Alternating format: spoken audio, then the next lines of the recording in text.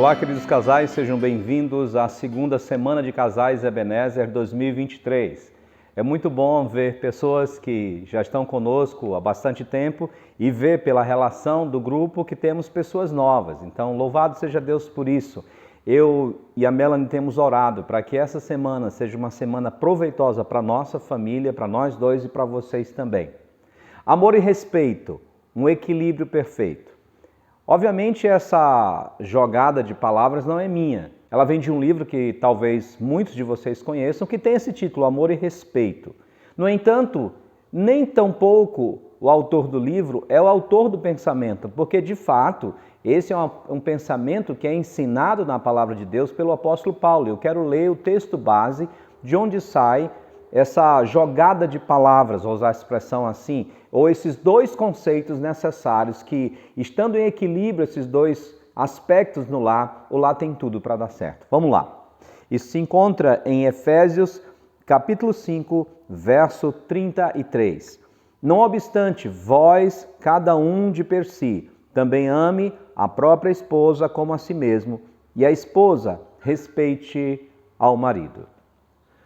Quando nós ouvimos falar sobre amor e respeito, em geral nós temos a tendência de sermos mais técnicos do que práticos. Eu estive lendo esse livro que tem sobre o título Amor e Respeito e a ênfase dele é no respeito. E algo que às vezes precisamos ter cuidado ao expor esses assuntos é que às vezes fazemos uma dicotomia tão forte que parece que o respeito é unicamente responsabilidade da mulher e o amor é unicamente responsabilidade do homem. E não é bem assim. Até porque o respeito faz parte de alguém que ama.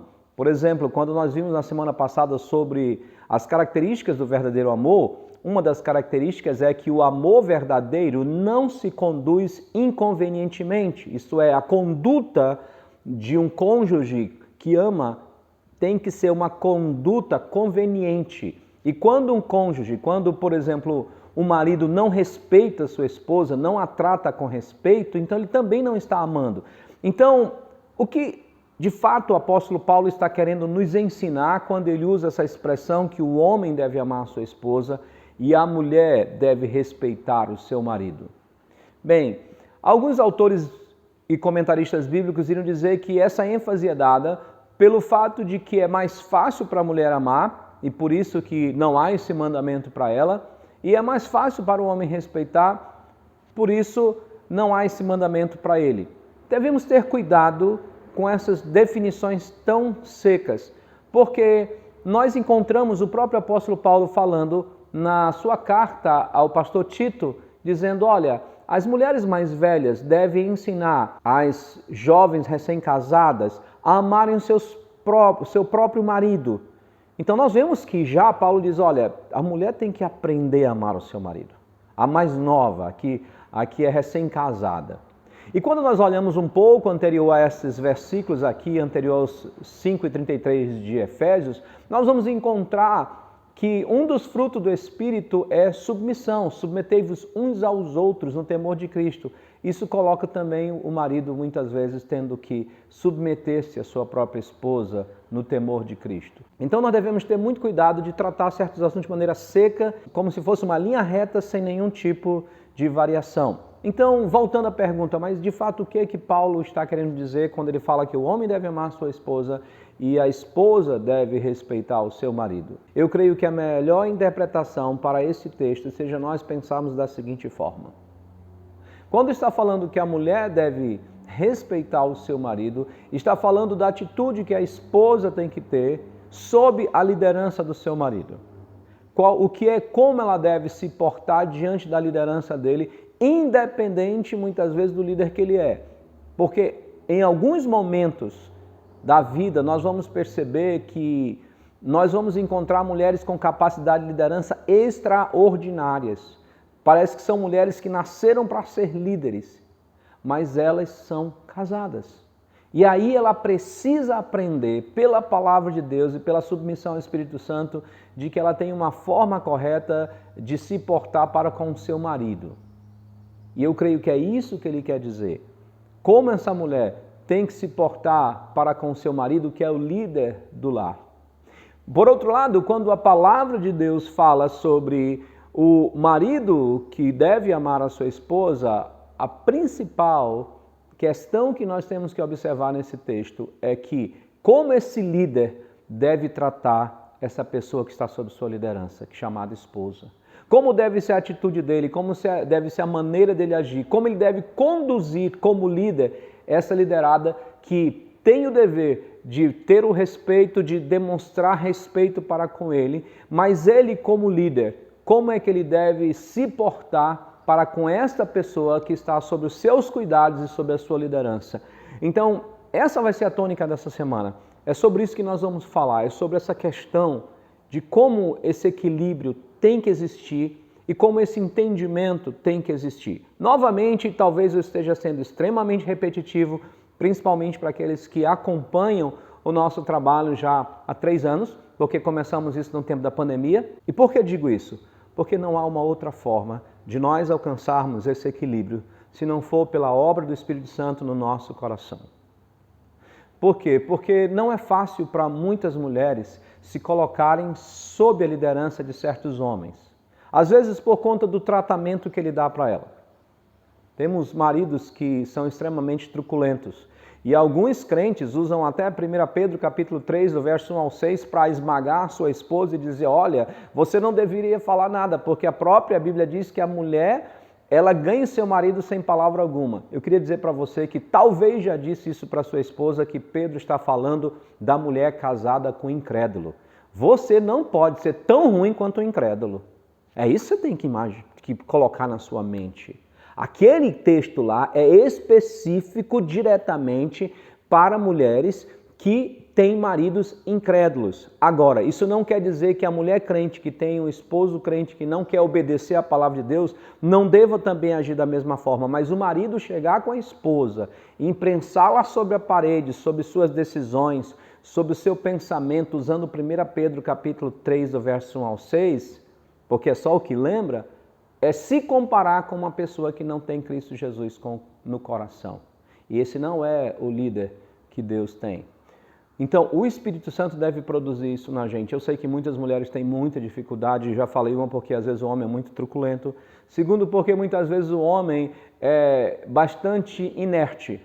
Já conheci certas esposas que elas tinham muita dificuldade com seus maridos porque eles eram inertes demais, a gente podia talvez até usar uma outra palavra aqui, que eu prefiro deixar lá fora, entendeu? E tudo na casa ela que tem que resolver, tudo na casa ela tem que fazer, tudo que ela tem que decidir, senão a casa não anda. Isso é muito ruim. Isso não ajuda a família. E o peso que deveria estar sob a liderança do homem está sobre a mulher. E ainda por cima ela se vê sobre aquela pressão ainda bíblica de dizer, olha, você tem que respeitar esse homem. Então não é fácil. Não é simples, mas é possível no poder do Espírito Santo. Da mesma forma, os maridos. Muitos maridos têm a dificuldade com a esposa, porque muitas vezes ela é simplesmente alguém que não sabe se portar, é alguém desafiador, é petulante e muitas vezes sem juízo. Às vezes é uma esposa desafiadora no sentido que não sabe se portar com o marido, está desafiando ele todo o tempo. E eu já ouvi histórias de mulheres que não apenas desafiam verbalmente, mas desafiam seus maridos fisicamente também. Então isso é muito triste para um lar cristão. Já é triste para um lar comum, quanto mais para um lar cristão. Então tem muitos maridos que dizem, como é que eu vou amar uma mulher dessa? Uma mulher que não me respeita, uma mulher que fala mal de mim, uma mulher que onde tem oportunidades ela vai dizendo os meus defeitos para os familiares, para as amigas dela, e por onde eu passo o meu nome está sujo diante daquelas pessoas que ela conhece. Então, muitas vezes para um homem fica difícil dizer também como é que eu vou amar uma mulher dessa. O senhor pode dizer isso da sua esposa, mas o senhor não conhece minha esposa, não conhece os problemas que eu passo. Muitas vezes é o desafio no lar onde a mulher quebra e não tem sobre o seu marido alguém que é autoridade e quebra a autoridade do seu marido a todo qualquer momento, não apenas para si, mas para a própria família, muitas vezes permitindo que os filhos vão contra a autoridade do pai. E aí muitas vezes o marido pergunta, como é que eu vou amar uma mulher dessa? Mas exatamente por isso que Cristo morreu pelos nossos pecados, Ele se sacrificou por nós, ressurgiu ao terceiro dia, para que nós tenhamos perdão dos pecados, justificação, nós possamos ter uma transformação de vida. O que nós precisamos entender, que em Cristo Jesus, Ele cria em cada um de nós uma nova criatura. Ele cria em cada um de nós um novo ser. E esse novo ser é a restauração do lar, do homem e da mulher do lar, para que eles sejam conforme a imagem de Cristo Jesus. Talvez para você, ouvindo essas palavras meio teológicas, meio, digamos assim, mais no ramo doutrinário, parece uma coisa bastante distante ou uma coisa utópica. Eu queria dizer para você que não é assim. São palavras bíblicas que a Bíblia repete várias vezes. Deus quer que nós sejamos novos homens e novas mulheres de acordo com a medida de Cristo Jesus, de acordo com aquele que é o nosso Senhor. E essa semana eu espero que você pense sobre isso. Eu não sei quais são os atritos nesses quesitos entre você e seu cônjuge. Se você que é marido está a ponto de dizer eu não aguento mais, vou sair de casa, não aguento mais essa mulher, não tem mais como eu conviver com uma pessoa que não me trata da forma correta, que não me considera e que não tem respeito para com a minha pessoa. Mas eu quero dizer para você, há uma solução em Cristo Jesus. Há uma solução na cruz do Calvário. Mas é preciso lembrar que é uma cruz. Para você, esposa, que talvez tenha um marido muito difícil, que não lembra das suas necessidades pessoais, nem das suas necessidades materiais, nem das suas necessidades espirituais, que talvez até lhe apague como pessoa, e você precisa da graça de Deus. O Calvário é a solução, mas ainda é uma cruz também. Tudo isso nós queremos que você reflita sobre a sua vida.